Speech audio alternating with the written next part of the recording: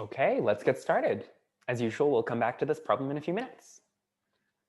First of all, course announcements. I am simplifying problem 5. It is fine if you have solved it in exactly the form that it is, but just if you would like, you can assume that the eigenvalues of the circulant matrix are all different. This is the case for almost all circulant matrices. I will write into the problem set exactly what the new formulation is, but the thing about the Vandermonde matrix will not be necessary. Again, if you have already proven it in any way, it is totally fine.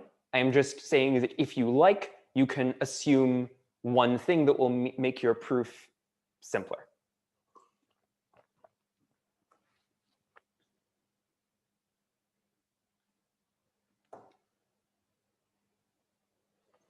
If there are questions about other problems, please ask them in the Slack or during office hours. And office hours are at their normal times this week for both Vincent and myself. Are there any questions?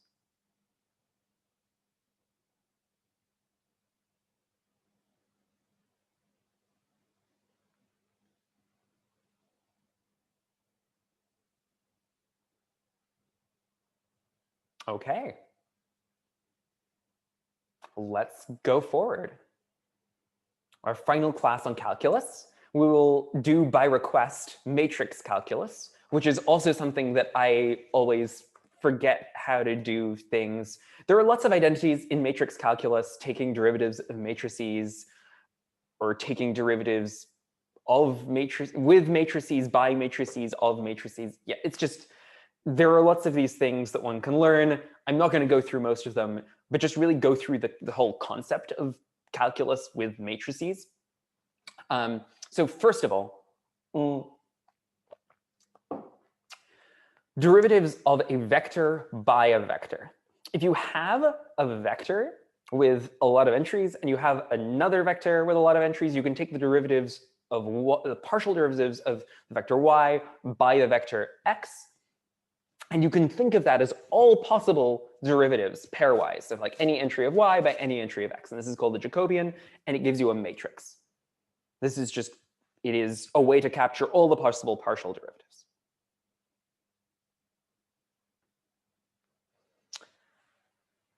What is the partial derivative of ax with respect to x? Assuming x is a vector and A is a constant matrix.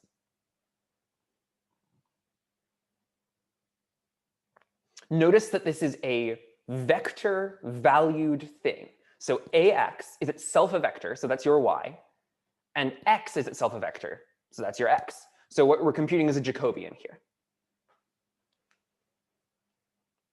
It is simpler than the chain rule. We do not need the chain rule here.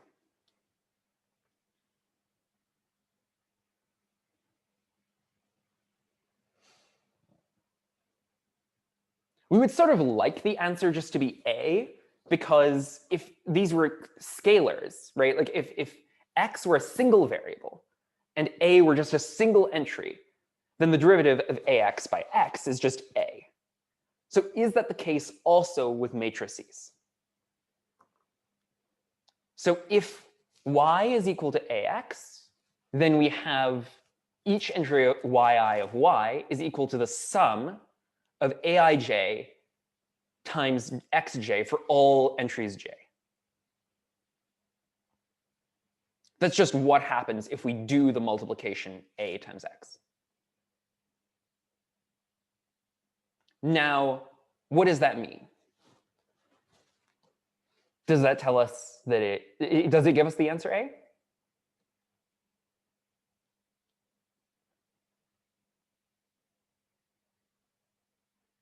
What can we get from this? Yeah, so the derivative of yi by xj, if we take the partial derivative of yi by xj, we're just going to get out aij. So that means that if we go to this whole matrix here, it's Jacobian, then we are just going to have that the derivative of yi by xj is aij, so the whole Jacobian is equal to A. So it is exactly what we would want. Now notice that this is left multiplication. In general, multiplying things on the left is different from multiplying things on the right. You'll end up with transposes if you multiply by things on the right. It's not too big a deal, but you will, if you do a lot of matrix calculus, you'll start getting frustrated by how many transposes there are. General tip for doing matrix calculus: think about dimensions. Make sure that you are multiplying matrices that have the dimensions lining up. This is a great way to work out when things should be transposed or not, just by working out, like, if there were different numbers of rows and columns, what things would be. Okay. So here's where the chain rule comes in. If the vector y is a function of x, which is itself a function of t, then we can use the chain rule to work out each particular yk, right? So dyk by dt is, by the chain rule, the partial of yk with respect to x1 times the derivative of x1 with respect to t plus the same thing for all the other x's, all the way up to xn. So that's just what the multivariable chain rule is, which we saw last time. Now, how can we use that in the situation of us having multiple yk? Well, there's a really convenient way to write it, which is just to take the Jacobian here and take the dot product of the Jacobian with the partial with the derivatives of all the x's with respect to t. This is one reason why the Jacobian is nice, not just as a convenient way to write down things, but literally as a matrix. It's because when you do the chain rule, matrices of derivatives multiply. Are there any questions? Each row here is just another one of these. Each row is one of these exactly for a different value of k.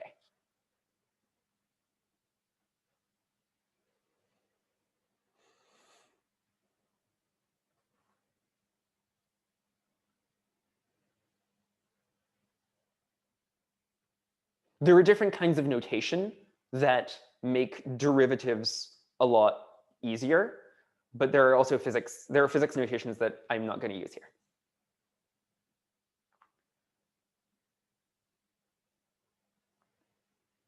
But if you wanted to,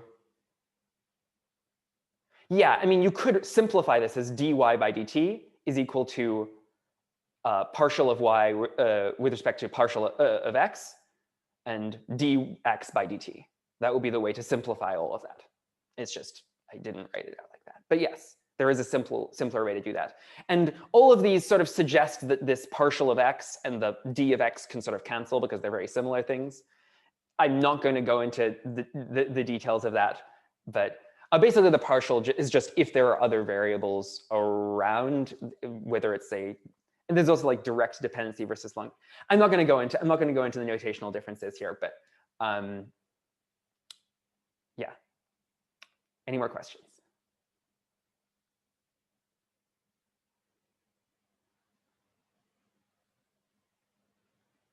Okay.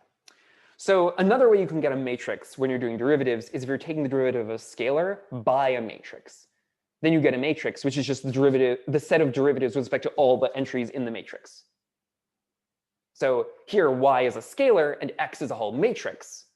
And then you just get the derivatives of y with respect to every entry. So what's the derivative, for example, of the trace of x with respect to x? If x is a square matrix.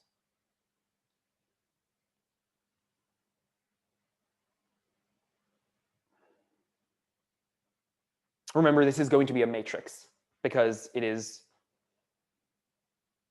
a scalar derivative by a matrix.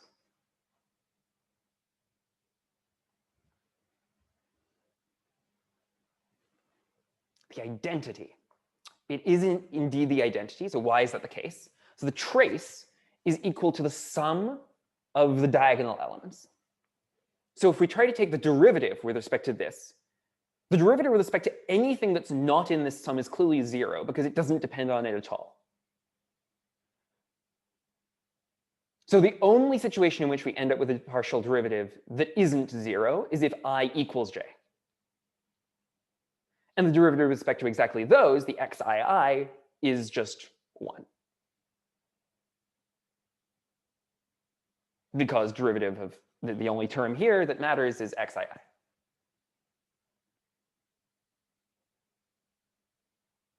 Okay, so what does that mean? Well, it means if we write down these derivatives, the derivative of the trace with respect to each of these entries, then everything's 0 with the exception of the things along the diagonal, which is just 1. So the derivative of the trace with respect to the matrix is the identity. Great. What is the derivative? Just to make sure, we're taking the derivative of a non-constant scalar. Yes. It is a non-constant scalar. So why is it? It is not a vector, but it still is a variable. It's a function of the matrix X. Scalar is not the same as constant. It just means not vector.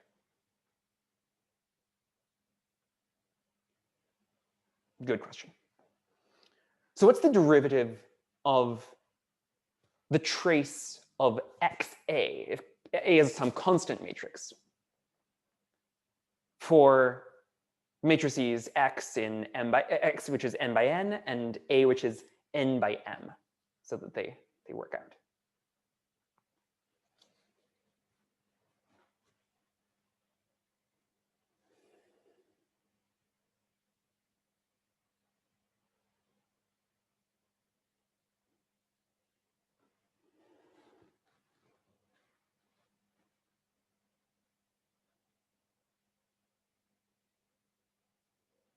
I'm not sure that the chain rule would help us here, because there's a multiplication. We're ultimately going to have to do the derivative of the multiplication.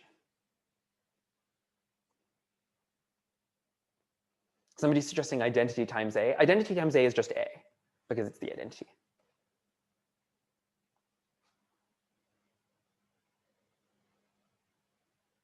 So there are several ways that I'm sure one can go about this. Let's just actually work it out, because it's pretty fast. So what is the trace? Well, we're summing up some diagonal entries.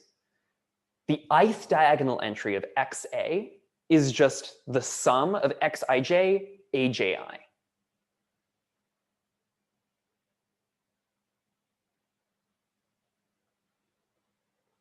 So that means that the trace is just the sum of all of these. Okay. So what is it now? What's the derivative of the trace with respect to Xij? Xij is going to turn up exactly once in that sum, and it's going to be a linear term, and that linear term is going to have coefficient Aji. So as several people are suggesting, what we have, the partial derivative is Aji, and since it's Aji instead of Aij, we have that the derivative of the trace with respect to X itself is a transpose. Are there any questions?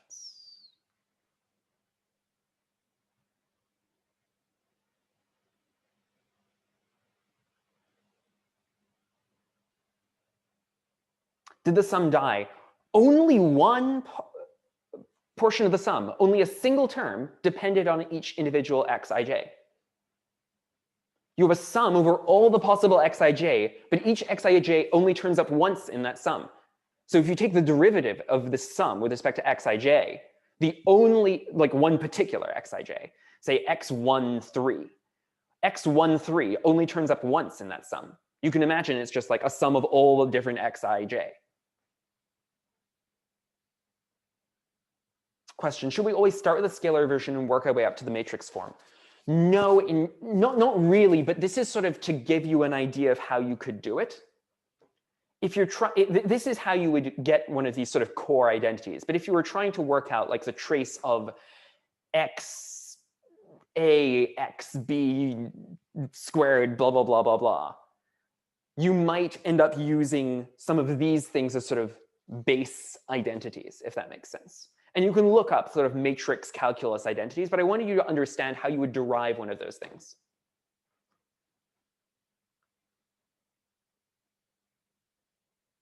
Ultimately, matrix identities like this are really easy to prove, except that the notation just requires a ton of indices. And so if you try to do it with too many matrices like this, you would just have I, J, K, L, M, and you just like have so many indices, and it would be really hard to keep track of them. For two matrices, we can do it. It's not too thorny to keep track of. But if you're multiplying a lot of matrices, you don't want to do it this way. You'd want to break it down into individual multiplications and then use identities like this to help you.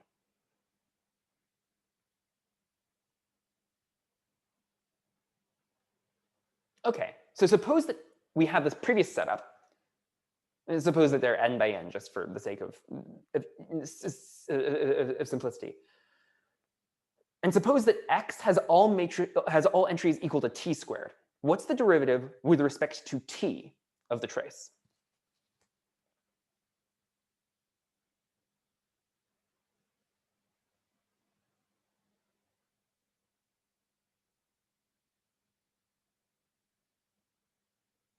Ha, yes.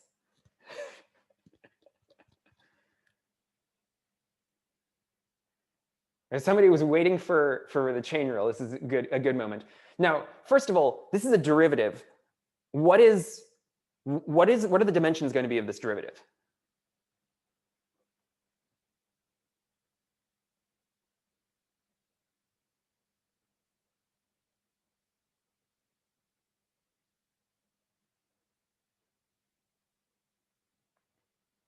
Yeah, it's just a scalar, because it is the trace, which is a scalar, derivative by a scalar, which is why I did d by dt. And yeah, this is just it's a scalar. So we know that the partial of the trace with respect to x is equal to a transpose. So what do we do now? How could we use the chain rule here?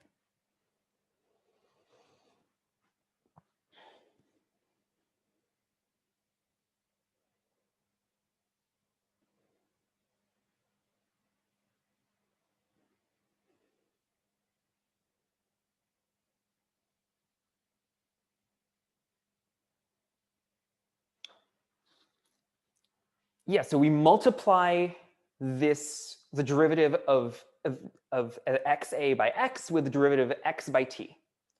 So we have at, and we're multiplying that by the derivative of x with respect to t, which is a matrix of all 2t. So great, we have at times the matrix of all 2t. Wait, that's a matrix. What went wrong?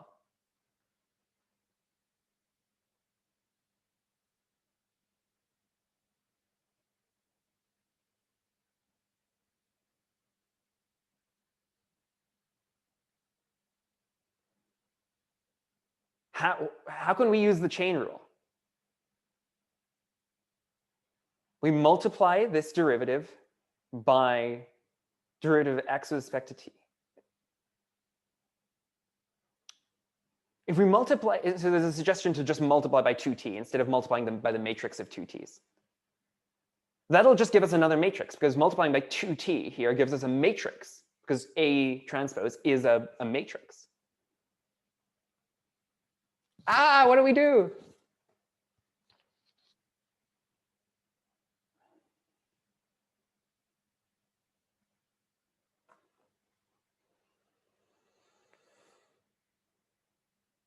A is constant with respect to t, yes.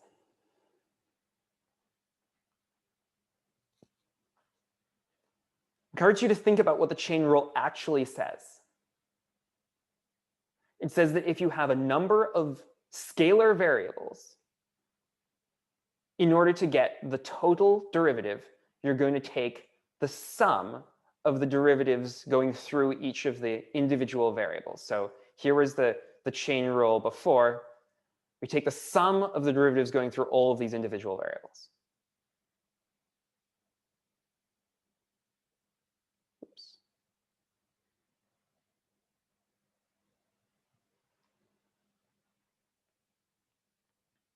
So how do we deal with this?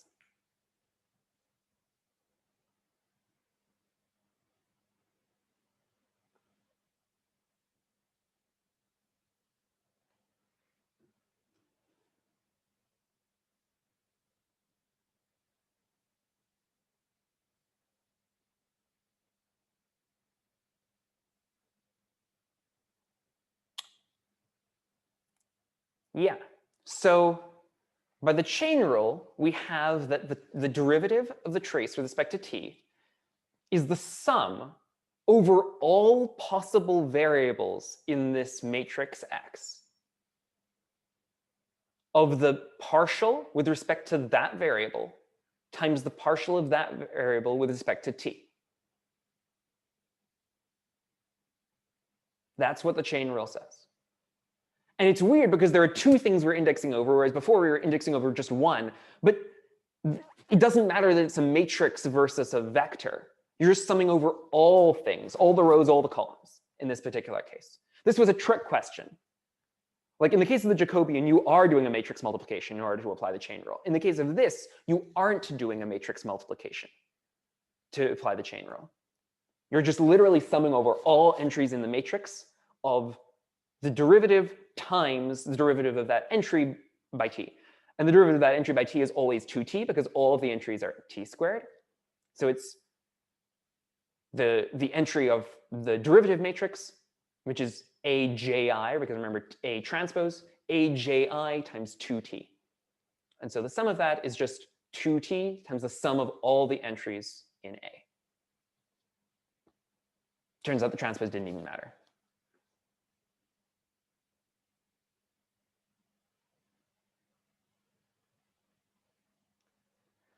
The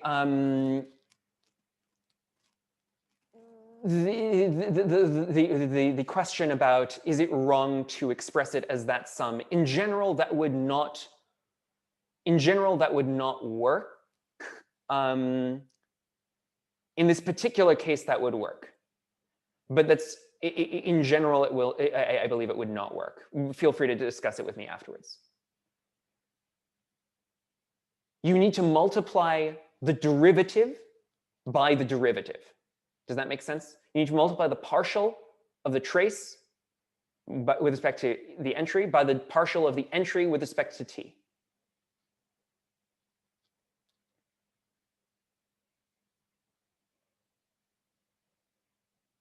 In answer to the question, was t the same number for all the entries in A? Yeah, it was the same variable. It was X was a matrix t squared, t squared, t squared, t squared, and so on.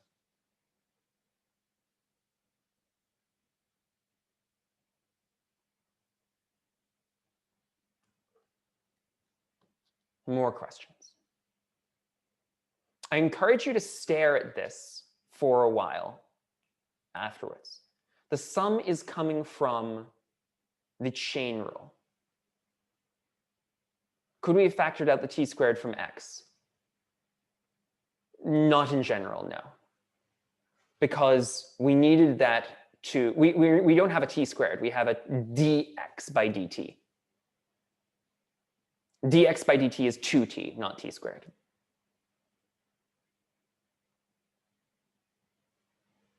The sum is coming from the chain rule because remember the chain rule is the sum of the let's go back to another sort of definition of the chain rule. This is the definition of the chain rule. Here all the possible ways to get from y to t. Y depended upon x1 through xn, and x1 through xn depended on t. But in general, in the case we're looking at now, y, which was the trace, depended upon all the entries in the matrix. So we have to do the sum over all the entries in the matrix.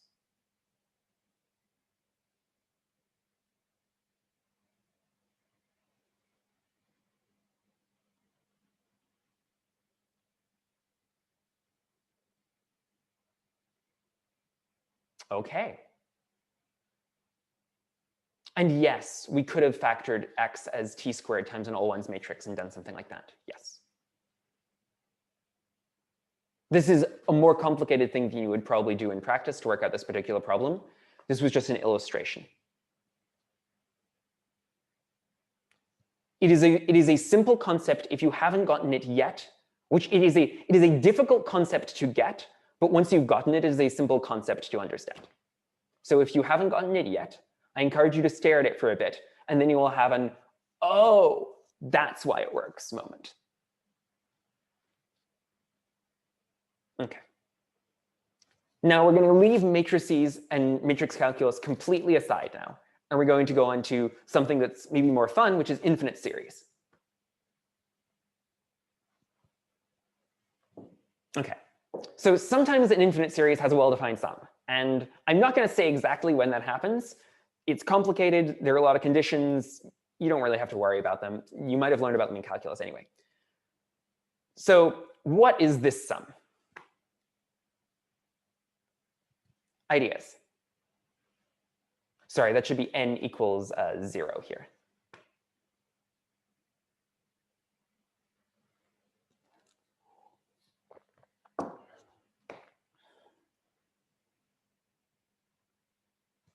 The sum is indeed 2. So why is that the case?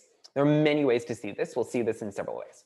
First of all, suppose you were just looking at this part of it. You forgot about the 1. The one is easy. Somebody is overthinking with the sums of infinite series. There is a reason behind the -1/12 there, but it's not for this infinite series. It's for another one. And that is only true in weird kinds of math that are not the kinds of math we're going to be looking at. OK, so suppose one's trying to work out what all of this is after the 1. So let's try subtracting it from 1. 1 minus 1/2 is 1/2. 1 minus 1/2 plus a quarter is 1/4. 1 minus 1/2 plus a quarter plus an eighth is an eighth. Since this is getting smaller each time, and it looks like it's like 1/2 to the n. So it looks like 1 minus all of this is getting really, really small and going to 0. So it looks like all of this is eventually going to be just 1. And therefore, if we add 1 to it, it's going to be 2. This is also Zeno's paradox. For those who are into philosophy, the idea that you could never actually go, for example, all the distance. The way Zeno's paradox is sometimes phrased. You have an arrow. You're trying to fire the arrow to go. I don't know how far arrows travel, like say 100 meters. So you try to get it to go 100 meters. First, the arrow has to travel 50 meters. Then it has to travel 25 meters beyond that. It has to keep on traveling half the remaining distance. Since it has to do an infinite number of things in a finite amount of time, it can never actually finish the job, and so the arrow can never actually land. This is not true for a range of reasons, but basically all of this comes down to the fact that you can actually have an infinite number of things converging to a finite final thing. Each time the arrow travels half the distance, it's taking half the time to do it, or sort of. And so, depending on physics, it's taking about half the time to do it. And so it can actually accomplish all of these infinite things in a finite amount of time because the total sum of times is finite. Anyway, here's a geometrical way to visualize this. 1/2 plus a quarter plus an eighth plus a 16th plus a 32nd, and so on. There is eventually going to be no space left in this square. If the square originally had area 1, then we can fill all of it. So that is another way of seeing that 1/2 plus a quarter plus an eighth and so on is equal to 1. Here's a third argument. This is one of those things that you should be able to prove in lots of different ways. 1 plus x all the way up to x to the n. We knew a factorization for that. We could write it as, and I'm going to, the way I wrote it before was x to the n plus 1 minus 1 over x minus 1. I've just swapped those two things. It's multiplying numerator and denominator by minus 1. So here's another way to write it. 1 minus x to the n plus 1 over 1 minus x. That's just a factorization. You could multiply this out and see that they are equal. So if we take the limit as n goes really big, it's going to be the limit as n goes really big of this thing. And if x is less than 1, or absolute value of x is less than 1, then x to the n plus 1 should get really, really, really small. Basically go to 0. As n is infinity, then it actually becomes 0, and we end up with 1 over 1 minus x.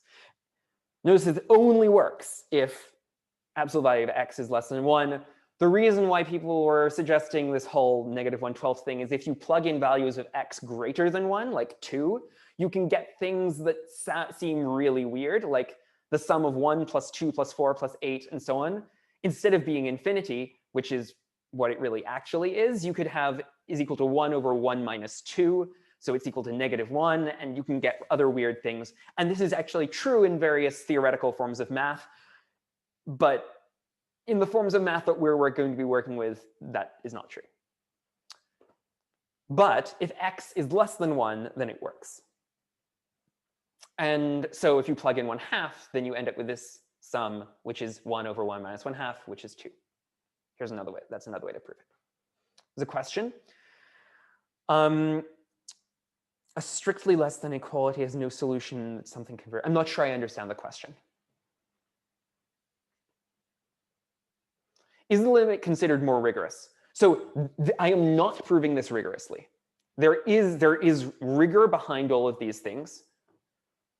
I'm trying to make you help you understand why this is true, but there is sophisticated math involved in the actual in showing that the actual limits work. This is as rigorous as we need to be, basically. The first proof felt like cheating. Yes, it did. A lot of these things will feel like cheating. Good proofs often do feel like cheating. Now, there's a little bit more serious math that's necessary in order to make the limits work, but basically these are formal proofs. More questions?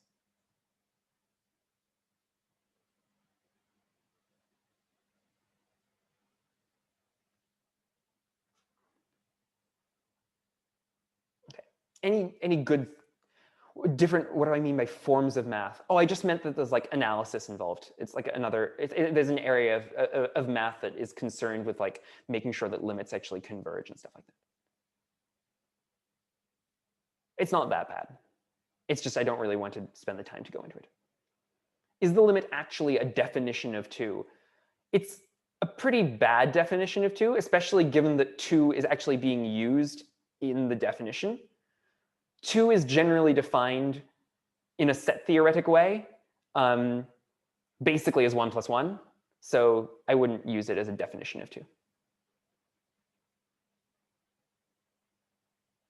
Oh, like is 2 exactly the sum? Sorry, I misunderstood. Yes, 2 is exactly the sum. It's just in the same way as, so here's another, actually, a really good way to think about it. This is equal to 2 in the same way as what is 1.9, what is 0.9999999 infinitely many 9s?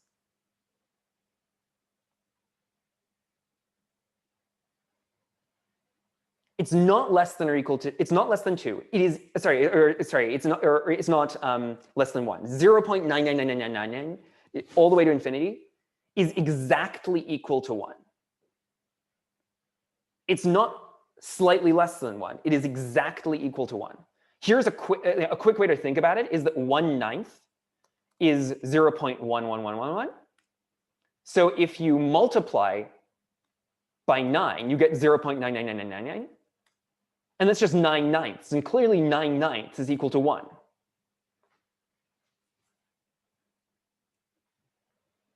So infinite series, it's not that they are almost the thing. They literally are the thing. 0.9999 is another way to write down the number 1. I should have put this on the slides because it's just so cool.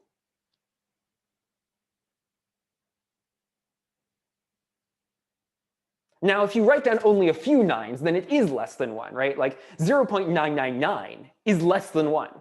But if you had infinitely many 9s, it would be exactly the number 1. It's a synonym for the number 1.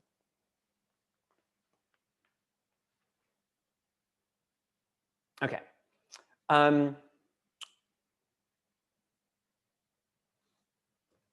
not sure I understand another question. We're going to move on, but feel free to ask further questions later or by Slack. Okay, so that's an entire field of math compressed into a couple of slides. But just to make you scared now, not every series actually converges. Here is a reason why you should be scared. Suppose that we looked at the series 1 minus 1 plus 1 minus 1 plus 1. Does this converge?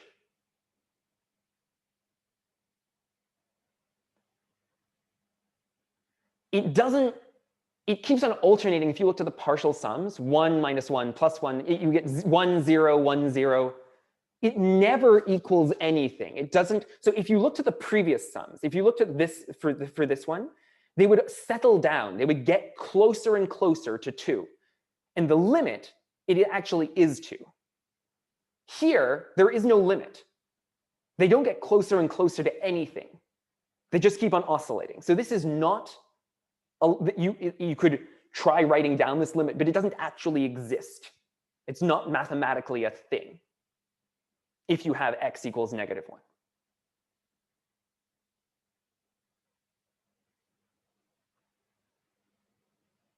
There were lots of questions in the chat about other forms of math where you can define it to be equal to a thing. But that is not a reasonable answer. The reason why 1/2 is not a reasonable answer here is because it doesn't actually ever get close to 1/2. What a limit has to be is that you are getting closer and closer to the thing, and you're getting better and better approximations. 1 and 0 are not approximations to 1/2.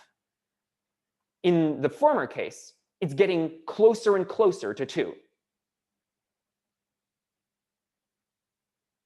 The proof that is written in the chat for why the sum of this is equal to 1/2 is not actually a proof because it presupposes that the sum exists. The sum does not exist, therefore it is impossible to write that thing. Infinite series are kind of mind-blowing. I'm really sorry about it. If you write down an equation with an infinite series that doesn't converge, you will get nonsense. For example, if you wrote down what is 1 plus 1 plus 1 plus 1 plus 1 equal to, suppose that that equals s. Then s plus 1 equals s. So you can take away s from both sides. So you have 1 equals 0. 1 does not equal 0. Therefore, s is not actually a thing. Before you say let something equal something, you have to make sure that the thing you're letting it equal is actually a real number, like an actual number. I don't mean like one of the real numbers. Anyway, this is all mind-blowing, and if you find it interesting, you should. It's really cool. I wish that I had more time to go into it. There's so much cool math. Okay, so some infinite, to take this away is some infinite series converge. And there are conditions under which infinite series do converge, and I'm not going to go into them, but suffice it to say that these series will converge if x has magnitude less than 1, strictly less than 1. If you're curious about this, I can point you to references on an infinite series. Or there may be math courses that delve into this more, if you want. Please message me. OK, so now let's go into Taylor series.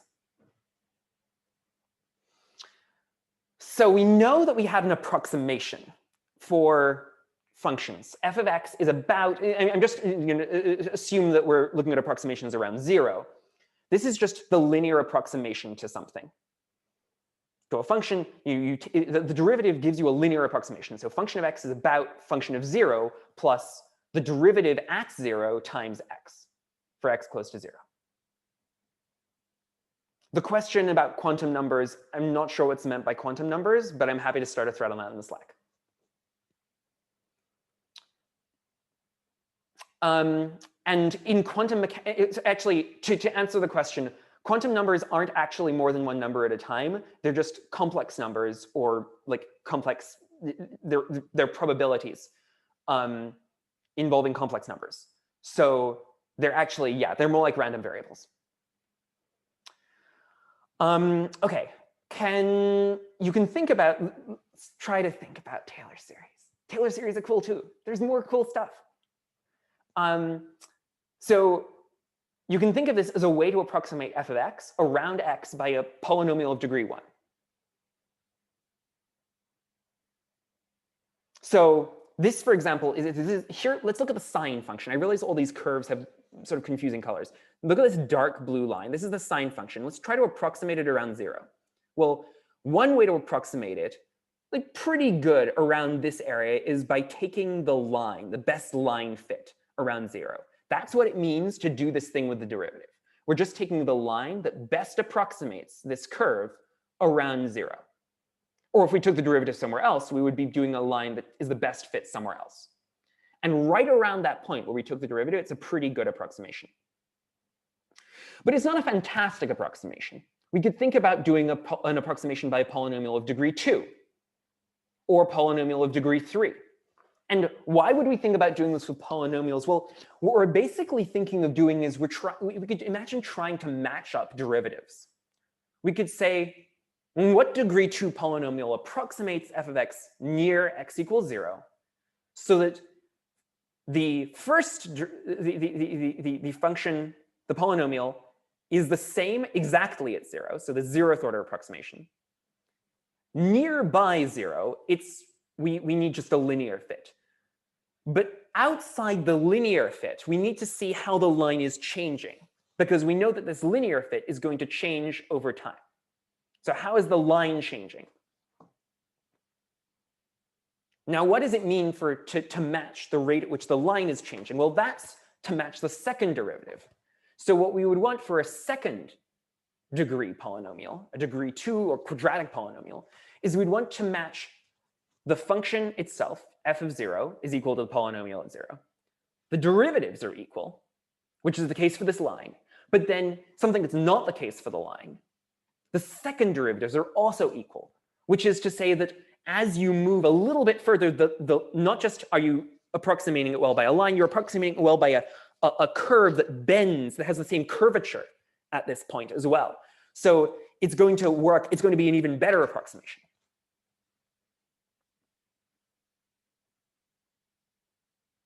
Okay. So how can we actually find such a degree 2 polynomial?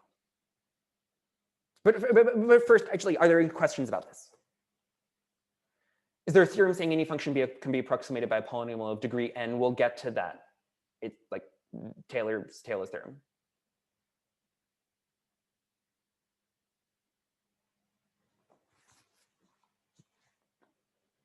But it's not every function, but infinitely differentiable functions. We are currently only approximating around an interval. We are approximating right around 0. Something you might be aware, like we're going to get to higher degree polynomials, and you can see with these higher degree polynomials that they're actually approximating pretty well. Like the interval in which the approximation is good is getting better. So like right around 0, the linear polynomial works. This degree 3 polynomial in sort of aquamarine is a good polynomial out to maybe like negative 1.5 to 1.5. And then if you go out to negative 2.5 to 2.5, you can get the 5th degree polynomial. And you could imagine that if you have higher order polynomials, you can approximate even more oscillations of this function. Okay. So how do you actually find a polynomial that has these properties? Well, let's just calculate it. Here's the polynomial. It's degree 2 polynomial, right? So what properties do we want it to have? Well, we want to have that. First of all, we want to know that p of 0, p2 of 0, is equal to f of 0. So the constant term is going to be f of 0. Now the derivatives have to match up, the first derivative. So the first derivative at 0 here is just b. The second derivative at 0 is just 2a. So we're going to need b equal to the first derivative at 0 and a equal to the second derivative over 2. That's just how we match up the derivatives, the first and second derivatives of p2 with f. We're going to have this. So this is our quadratic polynomial that's as good an approximation as we can get to f in the vicinity of x equals 0. Why do we stop at degree 2? Let's find a degree 3 polynomial. Let's approximate f of x up to third derivatives. we need these things to be true, these conditions to be true. 4 equations. Fortunately, there are 4 constants in a degree 3 polynomial. So let's calculate the derivatives. Here, the derivative around 0 is going to be c. The derivative around, the second derivative around 0 is going to be 2b. And then the third derivative is going to be 6a. And the reason we got 6 is because we had a 3 and then a 2 coming down when we were taking successive derivatives. So 6 is actually 3 factorial. It's 3 times 2 times 1.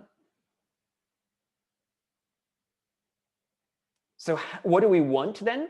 Well, we want to match up these derivatives. We wanted, for example, P3 third derivative at 0 is going to be F third derivative at 0. Now, P3 third derivative at 0 we know is 6a, just by calculating out the derivatives of this polynomial. So 6a has to be equal to third derivative 0 of f. So a is equal to the third derivative 0 of f divided by 6.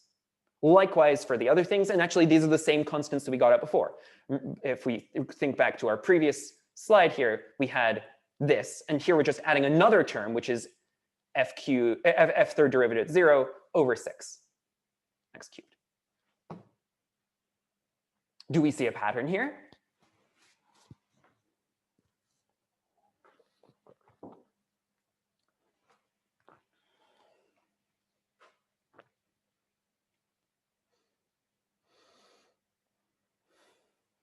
How do we find the next one of these terms?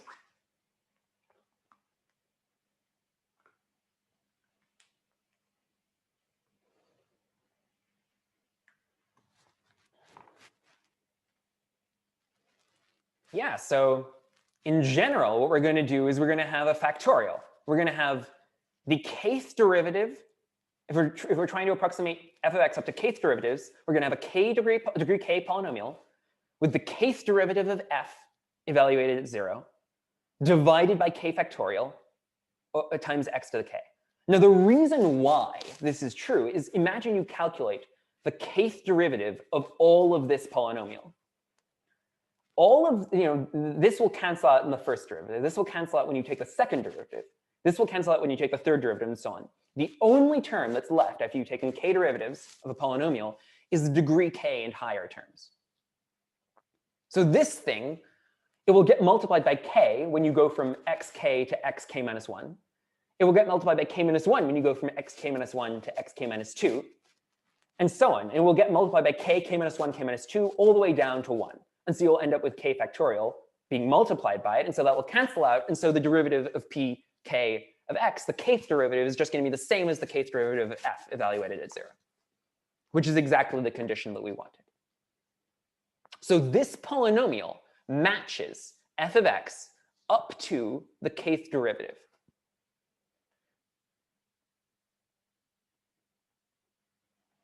Okay. Now, we're talking about infinite series, right? Let's take the limit. Infinite degree polynomial. What does that even mean? It means we have this infinite series. Does it converge? Maybe. So if you have this infinite series, which is all the possible terms, you keep on doing this for k getting really big. You can write this down. And this is a function. It's an infinite series that depends upon x. So it is like an infinite series that is itself a function. And this is called the Taylor series. And we were getting better and better approximations to f with all these kth derivatives. We were matching the first derivative here, and then we were matching the first and second derivatives here, first, second, and third, all the way up to all the first k derivatives of f. Now we're matching all the derivatives of f. Literally all the derivatives. So we know how fast the slope is changing. We know how fast, that's the second derivative. We know how fast that is changing, how fast the curvature is changing. That's the third derivative, how fast the next thing is changing. So we're basically able to, if we knew all of their derivatives, we would be able to work out how fast the slope changes, but then how fast that's changing later. So we could work out basically the entire properties of the function, because somewhere really far out on the function is determined by how fast the change of the change of the change of the change is happening. So we actually have exact equality. F of x is equal to p infinity of x. And when I say for x close to 0, this is true, actually, as long as this series converges, this will always be true. Sometimes this series will go whoom. It will not have a single value. Like it could be like 1 minus 1 plus 1 minus 1 plus 1, which doesn't actually converge. But as long as it converges to a number, that number will be f of x.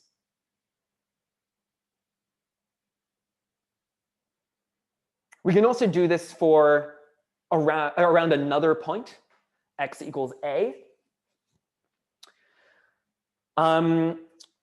And that's just if instead of doing our linear approximation and our quadratic approximation and so on around x equals 0, we just did it around x equals a. You don't have to worry about this for now. Just if you were curious, this is how you could do it.